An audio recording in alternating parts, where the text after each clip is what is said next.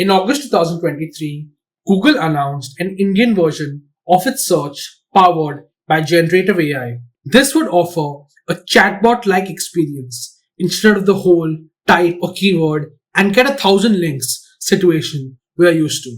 This would be called Search Generative Experience, also known as SGE, and it would allow people to search in both English and Hindi. And not just that, there could also be voice outputs with a voice reading out the AI output. If you Google what is dropshipping, usually you may get a ton of search results with pages and pages of websites trying to answer that question. With SGE, you may get AI generated paragraphs and some links. Your search queries are met with a conversational response that lets you ask follow-up questions. Google believes the search would be used to find information like how to go to a place or where to buy something.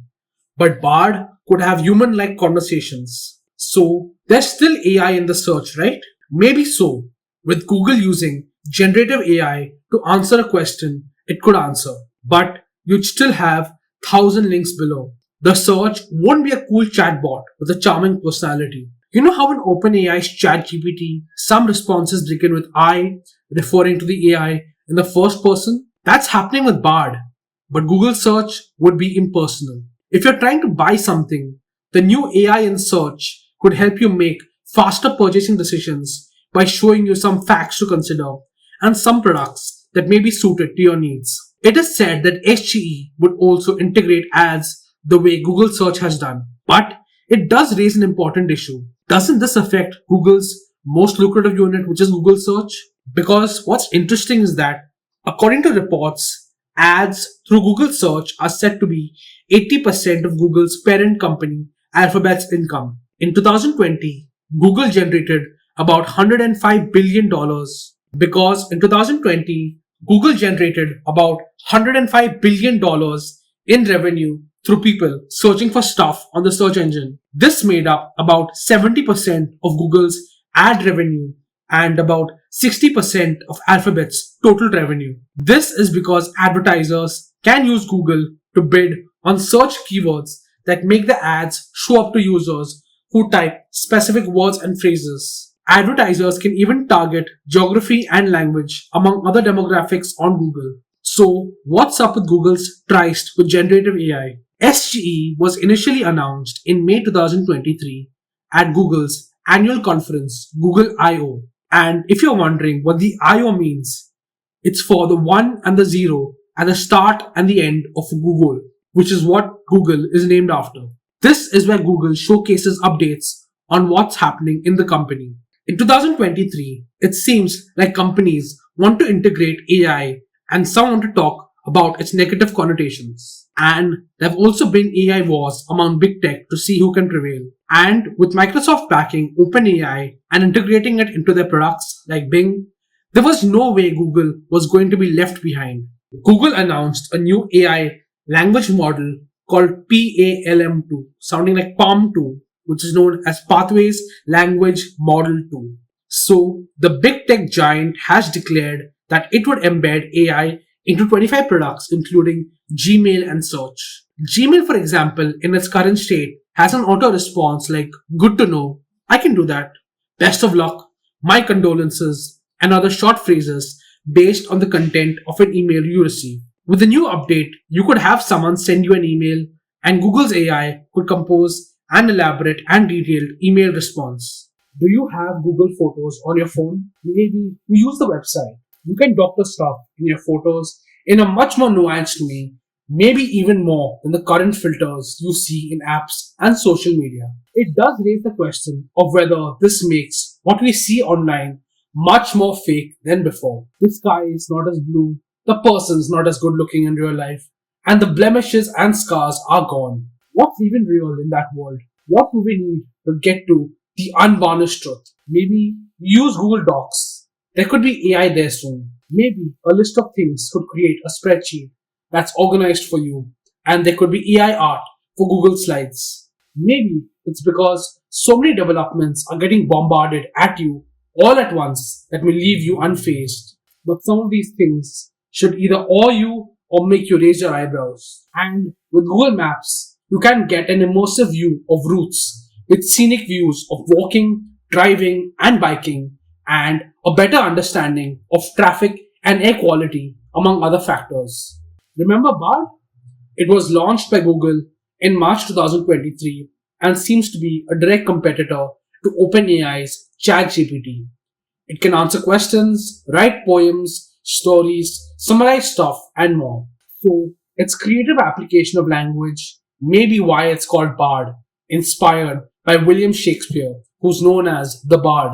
Bard is powered by the tech giant's own language model for dialogue applications, also known as Lambda. Bard had also gotten Google in hot water by making it lose about $100 billion in market value in February 2023 due to a factual inaccuracy in a response to a query. But there may be an upgrade, with Bard being able to code in multiple languages, having logic and reasoning upgrades, with the potential to answer questions with pictures and more. And in July 2023, Google announced a tool called Genesis, and it's keen on partnering with news outlets to bring the tool to newsrooms. According to Google, this is meant to empower them and be a co-pilot. This is meant to try and transform the way news stories are written and headlines are published. This would provide options for headlines and different writing styles and help journalists focus on reporting, fact-checking, and other meaningful work. And in August 2023, Google has also unveiled new AI tools to bring tech to new businesses. These would be custom-built AI chips, unveiling a tool for companies to watermark and identify AI-generated images for security. Coming back to SGE, while it is being used, people may stick to AI-generated paragraphs, because that's the main thing you may see. On the other hand, those who publish on Google may see fewer visitors on their site if the first thing people see is the AI content.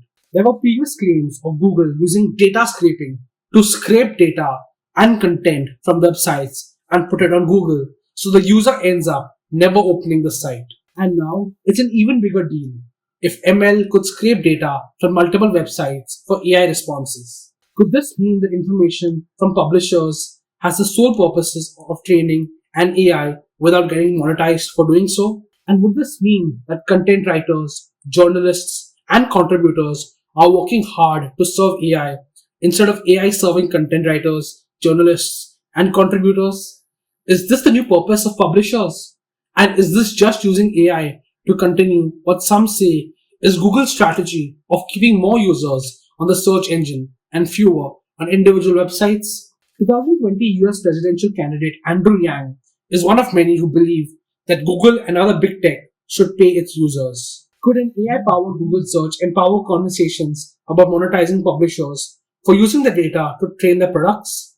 And in fact, if this does discourage publishing to the point of people and companies losing money, so much so that publishing could slow down or cease, what could train the AI? Or are there way too many websites that provide content that the death of some publishing entities would be negligible? Or can there be an argument that the scraping could fall under the fair use doctrine? On the misinformation front, there may be some good news. There are reports that Google may use its AI to try to fight misinformation by watermarking AI-generated images using Google Images and Google Lens. But does the good outweigh the worrisome? People thought Google was slow to react to other tech platforms that are part of the AI world putting out developments. Google's a market leader.